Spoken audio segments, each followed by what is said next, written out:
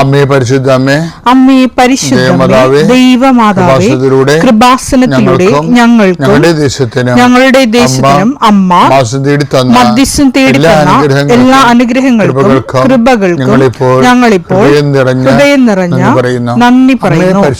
അമ്മേ പരിശുദ്ധമ്മേ ദൈവമാതാവേ, 2004 ഡിസംബർ 7 ഉച്ചകഴിഞ്ഞ് 2:30 കൃപാസനത്തിൽ സംഭവിച്ച അമ്മയുടെ പ്രത്യക്ഷപ്പെടലിനെക്കുറിച്ച് തിരുസഭയ്ക്ക് സമർപ്പിച്ചിരിക്കുന്ന പഠനരേഖകളുടെ മേൽ സഭാത്മകമായ പഠനം ആരംഭിക്കുവാൻ ഞങ്ങൾ പ്രാർത്ഥിക്കുന്നു.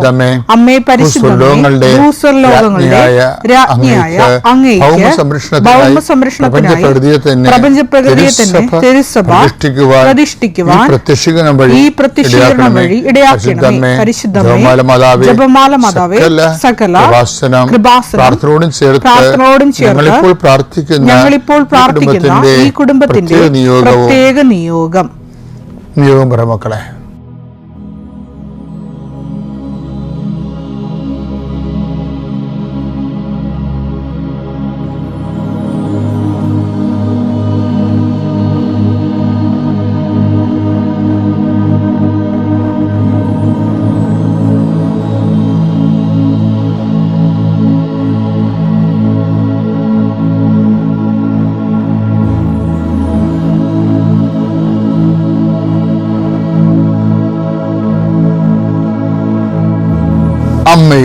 അമ്മയുടെ പ്രത്യക്ഷീകരണത്തിന്റെ ഈ അനുഗ്രഹവേളയിൽ ഞങ്ങൾക്ക് സാധിച്ചു തരുവാൻ കനിയണമേ. ആമേൻ. കർത്താവേ, നിന്റെ ഉന്നതമായ നാമത്തിന് സ്വസ്ഥം ചെയ്യുന്നു. കർത്താവേ, നിന്റെ വിശുദ്ധ പൗരോഹിത്യത്തെ മഹത്വപ്പെടുത്തണമേ. കർത്താവേ, സഭയിലുള്ള സാന്നിധ്യം പ്രകടമാക്കണമേ. 19 വർഷം ഞാൻ അർപ്പിച്ച കൃപാനയുടെ യോഗ്യതയാൽ കൃപാസനത്താറെ ജീവനോടെ പ്രത്യക്ഷപ്പെട്ട മാതാവിന്റെ മാധ്യസ്ഥതയെ ആശ്രയിച്ചുകൊണ്ട് ഇന്നത്തെ ജീവിതം കരുപിടിപ്പിക്കാൻ വേണ്ടി ആഗ്രഹിക്കുന്ന എല്ലാവരെയും ഞാൻ കർത്താവിന് തിരുസന്നിധി സമർപ്പിക്കുന്നു.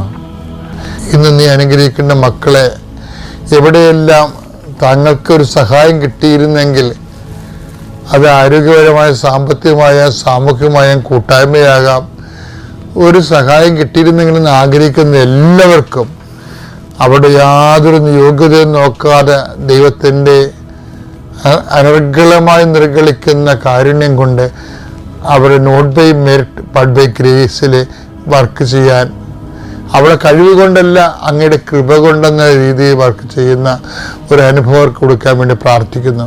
ലോകമെമ്പാടും പ്രാർത്ഥന കൂടുന്ന എല്ലാ മക്കളെയും ഞാൻ ആശീർവദിക്കുന്നു. പരീക്ഷ എഴുതുന്നവരെ, റിസൾട്ട് നോക്കാൻ പോകുന്നവരെ, നോക്കുന്നവരെ കർത്താവരുടെ മനസ്സിന് ഭാരമില്ലാതെ ലളിതമായ സന്തോഷത്തോടെ ഇരിക്കാനും ഉന്നതമായ വിജയം കൈവരിക്കാൻ ഇടയാക്കാൻ പ്രാർത്ഥിക്കുന്നു. ഈ പ്രാർത്ഥന കൂടുന്നവർക്കെല്ലാം കർത്താവിന്റെ സമാധാനം അവകാശമാകുകയും ഓഹരിയാകുകയും ചെയ്യട്ടെ. നിത്യപിതാവും പുത്രനും പരിശുദ്ധാത്മാവുമായ സർവ്വശക്തനും എന്നേക്കും ആമേൻ. വിശ്വാസ പ്രമാണം. സർവശക്തനായ പിതാവും ആകാശത്തിന്റെയും ഭൂമിയുടെയും സൃഷ്ടാവുമായ ദൈവത്തിൽ ഞാൻ വിശ്വസിക്കുന്നു. അവിടുത്തെ ഏകപുത്രനും ഞങ്ങളുടെ കർത്താവുമായ ഈശോ മിശിഹായിലും ഞാൻ വിശ്വസിക്കുന്നു.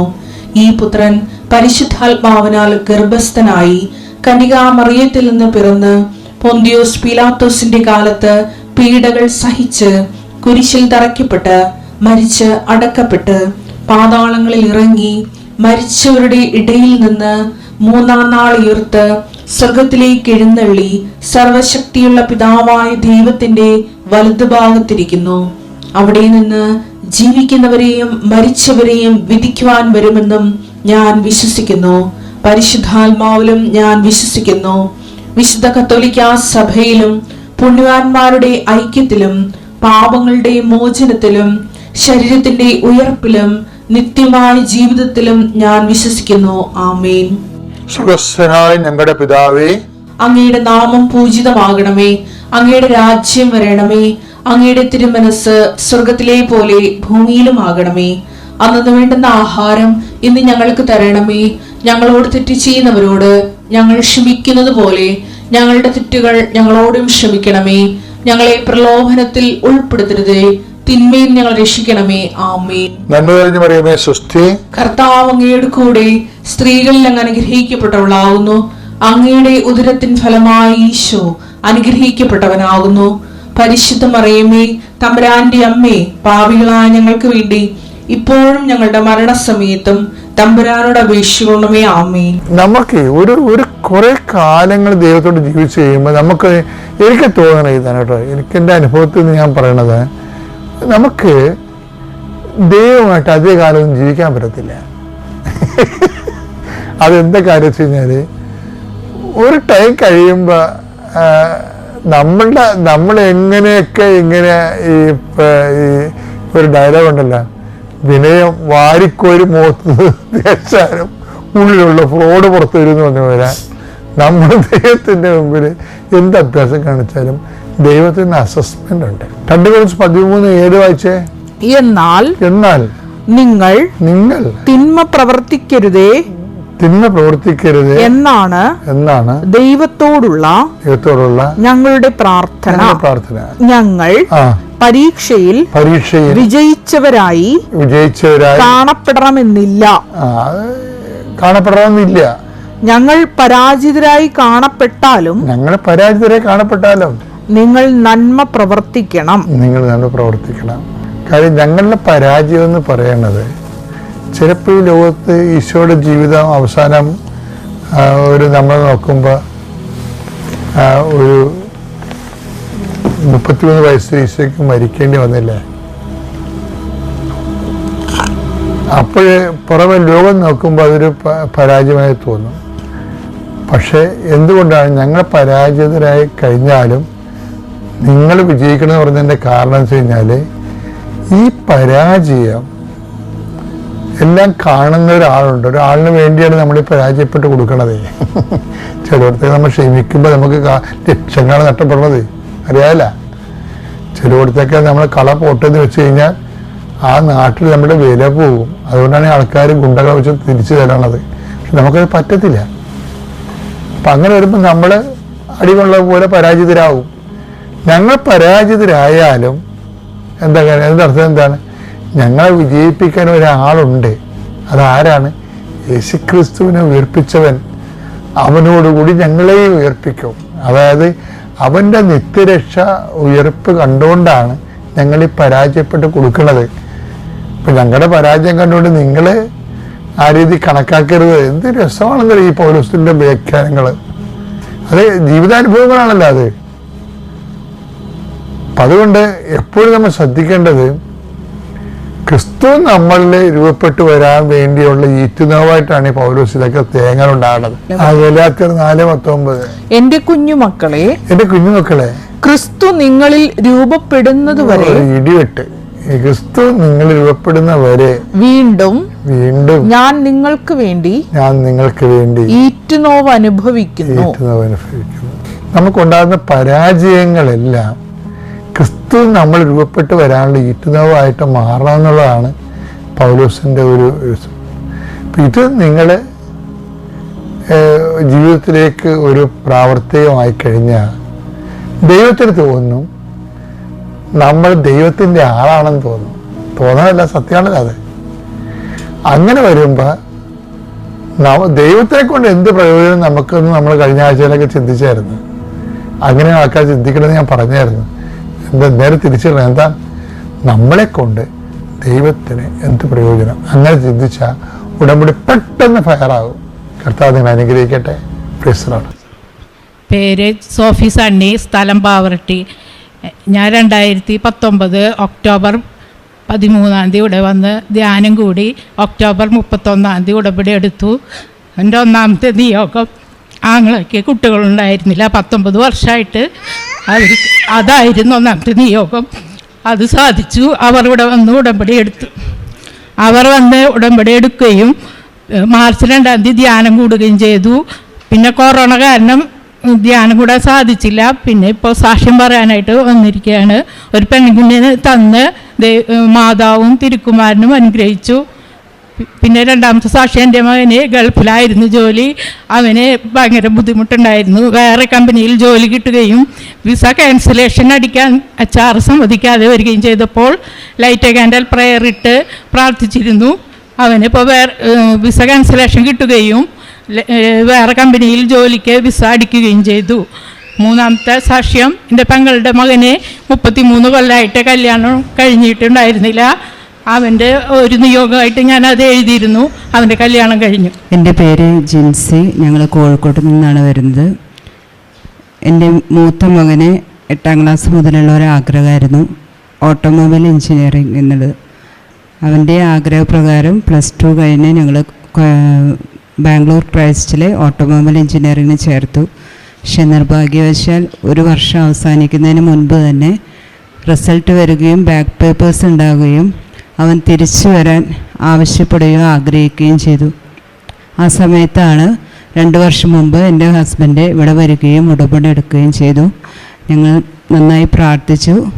അതിൻ്റെ ഫലമായിട്ട് 3 മാസം കഴിയുമ്പോഴേക്കും അവനവിടെ തുടർന്ന് പഠിക്കാൻ സമ്മതിക്കുകയും ഇപ്പോൾ മാതാവിൻ്റെ കൃപയാൽ ലാസ്റ്റ് സെമ്മ എക്സാമിന് തയ്യാറെടുക്കുകയും ചെയ്യുകയാണ്. ബാക്ക് പേപ്പേഴ്സ് എല്ലാം പാസ്സായി ഇപ്പോൾ ലാസ്റ്റ് സെമ്മിന് എക്സാമിന് തയ്യാറെടുക്കുകയാണ്. മാതാവിന് നന്ദി. പിന്നെ ആൾ MPhil ചെയ്യുകയും ഒരു PhD അഡ്മിഷന് വേണ്ടിയിട്ട് ഞങ്ങൾ ഒരു 2 വർഷമായിട്ട് ശ്രമിച്ചുകൊണ്ടിരിക്കുകയായിരുന്നു. അതും മാതാവിൻ്റെ അനുഗ്രഹത്താൽ PhD അഡ്മിഷൻ ലഭിക്കുകയും ഇപ്പോൾ 2ാം വർഷ വിദ്യാർത്ഥിനിയാണ് എൻ്റെ ഹസ്ബൻഡ്.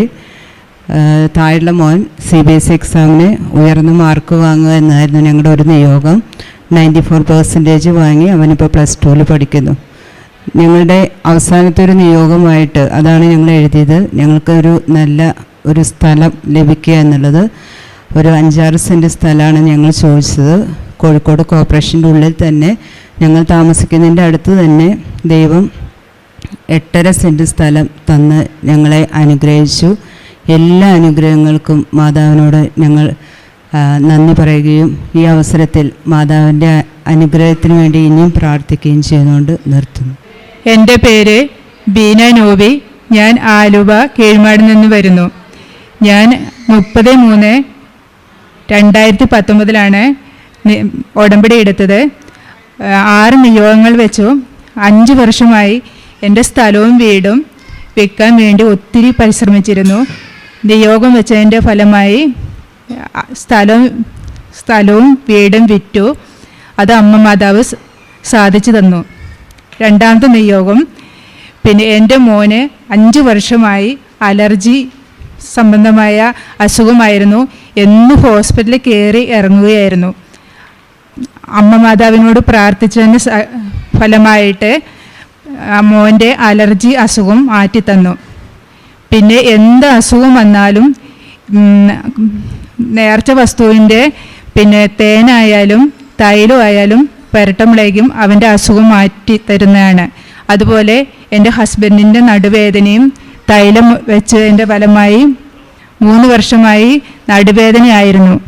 അത് തൈലം പുരട്ടിയതിൻ്റെ ഫലമായി അതും മാറി കിട്ടി. ഇത്രയൊക്കെ നേടി തന്നെ അമ്മ മാതാവിനും യേശുവിനും 1000 നന്ദി അർപ്പിക്കുന്നു. ഞാൻ എൻ്റെ കുഞ്ഞിന് വേണ്ടിയിട്ടാണ് സാക്ഷ്യം പറയുന്നത്. ഇടുക്കിയിൽ നിന്നാണ് വരുന്നത്. കുഞ്ഞിനിപ്പോൾ 2 വയസ്സുണ്ട്. 2019 ഡിസംബർ 31 അമ്മയാണ് വന്ന് കുഞ്ഞിന് വേണ്ടിയിട്ട് ഉടമ്പടി എടുത്തത്. എനിക്ക് കുഞ്ഞുണ്ടായത് 27 ആഴ്ചയിലാണ് ഉണ്ടായത്. 27 ആഴ്ചയിലുണ്ടായപ്പോൾ കുഞ്ഞിന് 700 ഗ്രാം മാത്രമേ ഉണ്ടായിരുന്നുള്ളൂ. അപ്പോൾ ഡോക്ടേഴ്സ് അബോർഷൻ ചെയ്യണമെന്ന് പറഞ്ഞ കുഞ്ഞാണ്. അപ്പോൾ എനിക്ക് 6 മാസം ആയപ്പോഴത്തേനും എൻ്റെ BP ഭയങ്കരമായിട്ട് കൂടിക്കഴിഞ്ഞപ്പോഴത്തേനും ഡോക്ടർ പറഞ്ഞു, ഒത്തിരി മരുന്നുകൾ 3-4 BPയുടെ മെഡിസിൻ തന്നിട്ട് പോലും എൻ്റെ BP കുറയാതിരുന്നപ്പോഴത്തേനും ഡോക്ടേഴ്സ് പറഞ്ഞു, ഇനി ഇതിങ്ങനെ വെച്ചുകൊണ്ട് പോകാൻ പറ്റില്ല, അബോർഷൻ ചെയ്യണം. ആദ്യമായിട്ടുണ്ടാകുന്ന കുഞ്ഞല്ലേ, കുഴപ്പമില്ല, അടുത്ത കുഞ്ഞുണ്ടാവുമല്ലോ എന്ന് പറഞ്ഞു.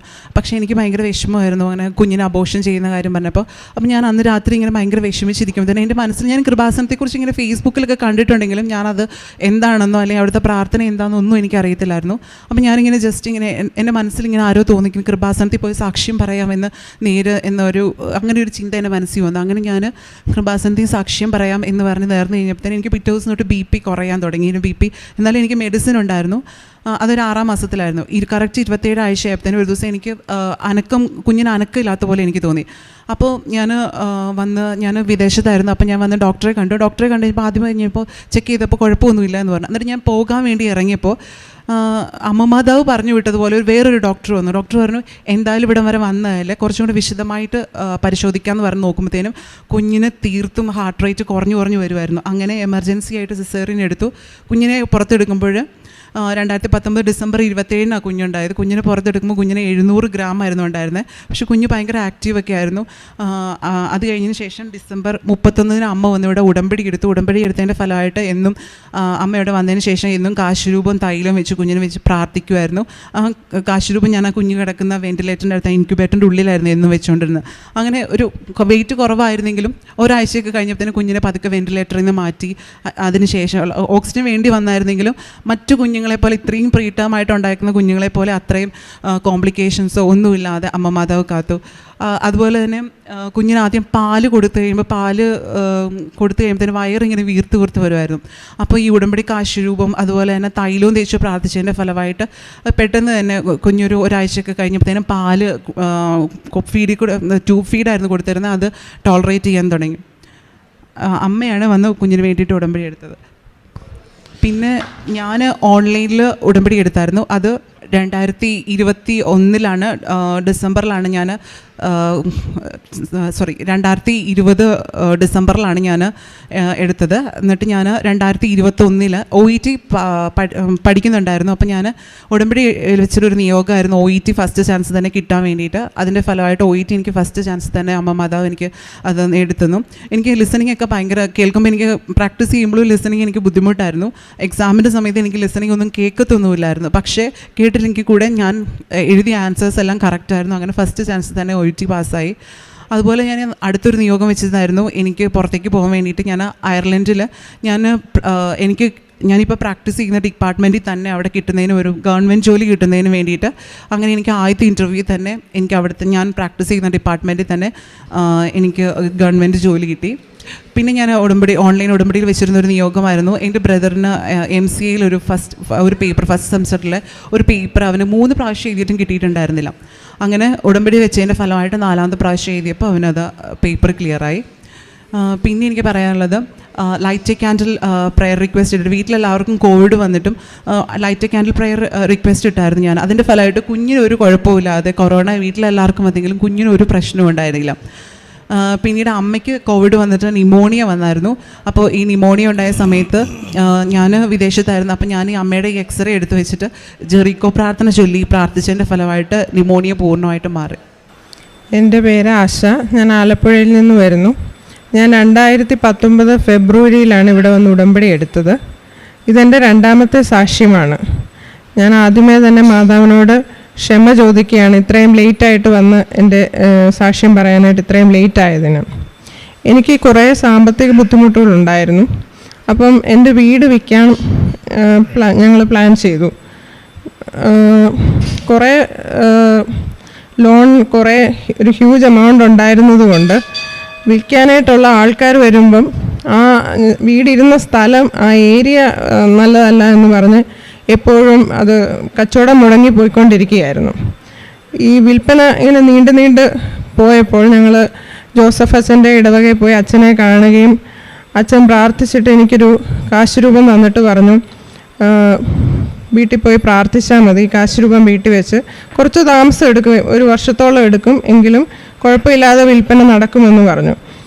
അങ്ങനെ കറക്റ്റ് ആ 1 വർഷം ആകാനായിട്ടുള്ള ആ സമയത്ത് ആ ലോക്ക്ഡൗൺ കോവിഡ് വന്ന ആദ്യത്തെ ലോക്ക്ഡൗൺ ടൈമിൽ തന്നെ ഒരാൾ വരികയും ആ സമയത്തൊന്നും കച്ചവടമൊന്നും നടക്കുന്ന ഒരു ടൈമല്ല, ഭയങ്കര ഡള്ളായിട്ട് റിയൽ എസ്റ്റേറ്റൊക്കെ ഇരിക്കുന്ന ടൈമിൽ പെട്ടെന്ന് തന്നെ എല്ലാം ഒത്തിരി പ്രശ്നങ്ങളുണ്ടായിരുന്നെങ്കിലും എല്ലാം അത് പെട്ടെന്ന് ഇതായി 1 കൊല്ലത്തിനുള്ളിൽ കറക്റ്റ് വീട് വിൽപ്പന നടക്കുകയും ചെയ്തു. 2ാമത്തേത് എൻ്റെ സർട്ടിഫിക്കറ്റ്സ് എല്ലാം അടങ്ങിയ ഒരു ഫയല് മിസ്സിങ് ആയി എൻ്റെ ഹസ്ബൻഡിൻ്റെ കയ്യിൽ നിന്ന്. അതെവിടെ ഞങ്ങളെല്ലാം അന്വേഷിച്ചു, എവിടെ വെച്ചാണ് നഷ്ടപ്പെട്ടതെന്ന് ഞങ്ങൾക്ക് അറിയത്തില്ലായിരുന്നു. ഞാൻ ഉടമ്പടി എടുത്ത ലോക്കറ്റ് കയ്യിൽ വെച്ച് ഞാൻ പ്രാർത്ഥിച്ചു, എൻ്റെ മാതാവേ എനിക്ക് കറക്റ്റ് 1 ആഴ്ചയ്ക്കുള്ളിൽ എവിടെന്നെങ്കിലും അത് തിരിച്ച് കിട്ടണേ എന്ന്. കറക്റ്റ് 1 ആഴ്ച ആകുന്നതിൻ്റെ ആ തലേദിവസം തന്നെ രാത്രിയിൽ ആ ഫയൽ കിട്ടിയ ഒരാൾ ഫോൺ നമ്പറൊക്കെ കണ്ടുപിടിച്ച് ഞങ്ങളെ വിളിച്ചത് കയ്യിലേൽപ്പിച്ചു. വഴിയിൽ വെച്ചത് മിസ്സായതാണ്. അയാൾക്ക് ആ ഫയൽ വഴി കിടന്ന് കിട്ടിയത് തിരിച്ചേൽപ്പിച്ചു. ഒരു സർട്ടിഫിക്കറ്റോ ഒരു സാധനം അതിൽ നിന്ന് മിസ്സായിട്ടില്ലായിരുന്നു. മൂന്നാമത് എനിക്കിതുപോലെ തന്നെ വേറെ ഒരു ഫൈനാൻഷ്യൽ ക്രൈസിസ് വന്നപ്പോൾ എനിക്ക് അത്യാവശ്യമായിട്ട് 2 ലക്ഷം രൂപ വേണമായിരുന്നു. അപ്പം ഞാൻ പ്രാർത്ഥിച്ചു, പിറ്റേ ദിവസം എനിക്ക് വേണം. മാതാവിനോട് പ്രാർത്ഥിക്കുന്ന സമയത്ത് മെഴുകുതിരി കത്തിച്ച് ഞാൻ പ്രാർത്ഥിച്ചു, കറക്റ്റ് പിന്നെ നാളെ രാവിലെ 6 മണിയാകുമ്പോൾ എങ്ങനെയെങ്കിലും അക്കൗണ്ടിൽ കാശ് വരണമെന്ന്. എനിക്ക് ഒരാൾ കാശ് തരാനുണ്ടായിരുന്നു. അയാൾ പല സമയമായിട്ട് പിന്നെ തരാം എന്ന് പറഞ്ഞ് ഓരോ എക്സ്ക്യൂസ് പറഞ്ഞുകൊണ്ടിരിക്കുകയായിരുന്നു. എന്തായാലും കറക്റ്റ് 6 o'clock ആയി ആ സമയത്ത് മെഴുകുതിരി കത്തിച്ച് പ്രാർത്ഥിക്കാൻ ഇരിക്കുന്ന സമയത്ത് എൻ്റെ ഫോണിൽ മെസ്സേജ് വന്നു, 2 ലക്ഷം രൂപ അക്കൗണ്ടിൽ കയറിയെന്ന് പറഞ്ഞു. ഇതുകൂടാതെ ചെറുതും വലുതുമായ ഒത്തിരി അനുഭവങ്ങൾ എനിക്ക് എൻ്റെ ജീവിതത്തിൽ ഉണ്ടായിട്ടുണ്ട്. ആത്മീയമായി ഒത്തിരി ഉയരാൻ, ദൈവത്തോട് ചേർന്ന് നിൽക്കാൻ സാധിച്ചു. ജീവിതത്തിൽ പലരോട് ക്ഷമിക്കാൻ പറ്റാത്ത ആൾക്കാരോടൊക്കെ ക്ഷമിക്കാനൊക്കെ പഠിച്ചു. അതുപോലെ സാമ്പത്തിക ബുദ്ധിമുട്ടുകളാണെങ്കിലും അതൊക്കെ കുറേ കുറഞ്ഞു. പല സർട്ടിഫിക്കറ്റ്സിനും പല ആവശ്യത്തിനും ഞങ്ങൾക്കുമായി പല ഓഫീസുകളിലൊക്കെ പോകുമ്പം ഞാൻ എൻ്റെ ഉടമ്പടിയുടെ കാശ് രൂപം കയ്യിൽ കരുതാറുണ്ട്. എപ്പോഴും അതെൻ്റെ ബാഗിലുണ്ട്. അത് കൈ പിടിച്ചുകൊണ്ടായിരിക്കും ഞാൻ അവിടെ ചെല്ലുന്നത്. അപ്പോൾ ഓരോ എക്സ്ക്യൂസ് പറഞ്ഞ് മാറ്റി സാധാരണ ആൾക്കാരുടെ കാര്യങ്ങളൊക്കെ നീക്കുന്ന ഈ ഓഫീസിൽ ചെല്ലുമ്പോൾ എൻ്റെ കാര്യം എത്രയും പെട്ടെന്ന് മാതാവ് നടത്തിത്തരും. അങ്ങനെ ഒത്തിരി കാര്യങ്ങൾ. എൻ്റെ കാലിൽ മുട്ടിൻ്റെ ലെഗമെൻ്റ് ടയർ ഉണ്ടായി. എനിക്ക് 1 month ബെഡ് റെസ്റ്റ് പറഞ്ഞു. ഞാനൊരു 2 weeks ഉടമ്പടി തൈലം പുരട്ടി പ്രാർത്ഥിച്ചായിരുന്നു. എന്നിട്ട് ഞാൻ പറഞ്ഞു, എനിക്ക് കുഴപ്പമൊന്നും ഇല്ലാതെ നടക്കാൻ പറ്റുവാണെങ്കിൽ ആ 2019 അഖണ്ഡ ജപമാല റാലിയിൽ ഞാൻ പങ്കെടുത്തോളാമെന്ന് ഞാൻ അന്ന് നേർന്നു. ഒരു കുഴപ്പവും ഇല്ലാതെ ഇവിടുന്ന് അത്രയും കിലോമീറ്റർ ഞാൻ ആ കാല് വെച്ച് നടന്നു. എനിക്ക് പിന്നീട് ഒരു പ്രശ്നവും ആ ലിഗമെൻ്റ് കൊണ്ട് വന്നിട്ടില്ല. എന്നോട് ഡോക്ടേഴ്സ് പറഞ്ഞ അധികം നടക്കരുത് എന്നൊക്കെയായിരുന്നു.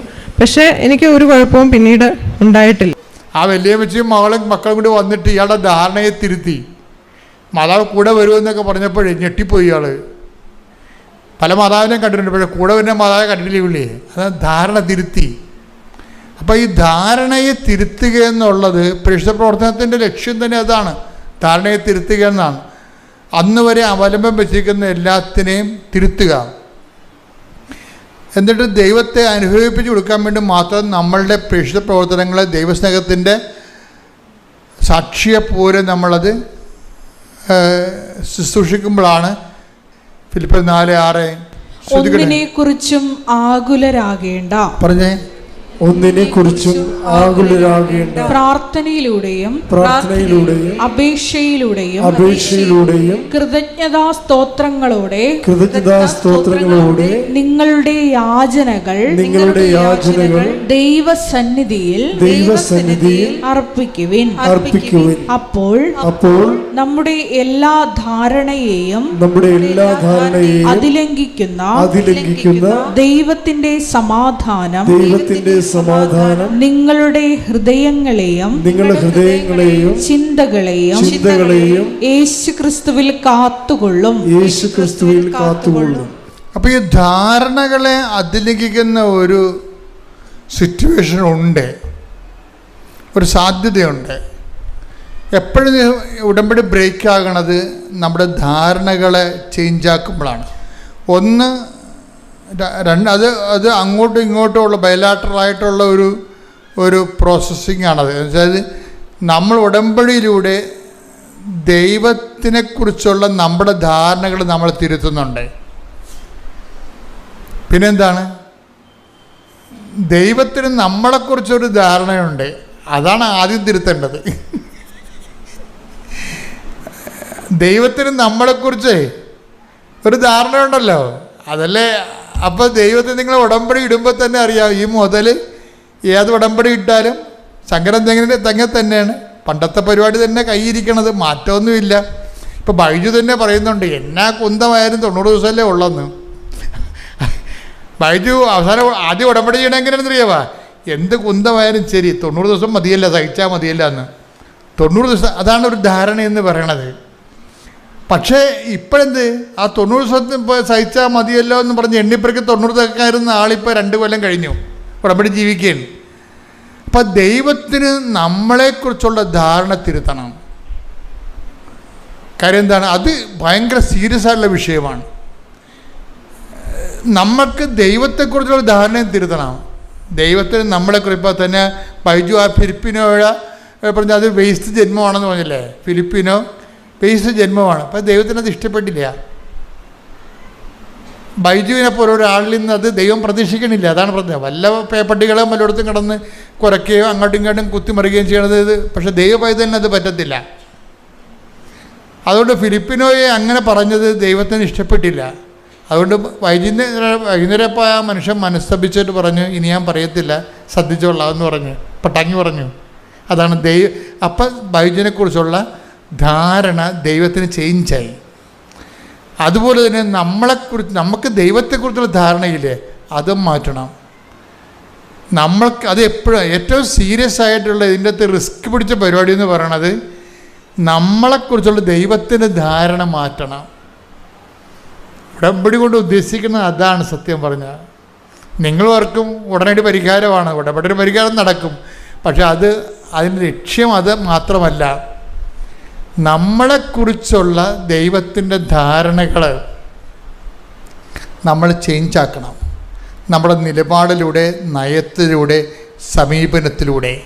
നാളിതുവരെ മരിയൻ ഉടമ്പടിയെടുത്ത് പ്രാർത്ഥിച്ചു പോയിട്ടുള്ള ഓരോ മക്കളുടെയും നിയോഗങ്ങളെ ഈ അൾത്താരയിൽ സമർപ്പിച്ചുകൊണ്ട് ദിവ്യകാരുണ്യനാഥനെ വരവേറ്റുകൊണ്ട് നമുക്ക് ഇരുകരങ്ങളും ഉയർത്തി ശക്തമായി സ്തുതിക്കാം. ഹാലലൂയ, ഹാലലൂയ, മഹത്വം, മഹത്വം, ആരാധന, ആരാധന. അങ്ങയുടെ ശക്തി ഈ സമയം ഈ ആലയത്തിൽ പ്രകടമാക്കണമേ എന്ന് പ്രാർത്ഥിക്കുന്നു. അപ്പോസ്തല സമൂഹത്തോടൊപ്പം ദൈവമാതാവ് പ്രാർത്ഥിച്ചപ്പോ സിഹിയോൻ മാളികയിൽ അഗ്നി അയച്ചതുപോലെ, പരിശുദ്ധാത്മാവിനെ അയച്ചതുപോലെ ഞങ്ങളുടെ സമൂഹത്തിലേക്ക് നിന്റെ ശക്തി, സാന്ത്വനം അയക്കണമേ എന്ന് പ്രാർത്ഥിക്കുന്നു. ഞങ്ങളെ സൃഷ്ടികളാക്കി നിന്റെ സാക്ഷികളാക്കി ഉയർത്തണമേ എന്ന് പ്രാർത്ഥിക്കുന്നു. ലോകത്തിന്റെ അതിർത്തികൾ വരെ സുവിശേഷത്തിന് സാക്ഷ്യം വഹിക്കുവാൻ ഞങ്ങളെ തിരഞ്ഞെടുത്ത് അഭിഷേകം ചെയ്യണമേ എന്ന് പ്രാർത്ഥിക്കുന്നു. ഹല്ലേലൂയ, ഹല്ലേലൂയ, മഹത്വം, മഹത്വം, ആരാധന, ആരാധന. Hallelujah, hallelujah, hallelujah.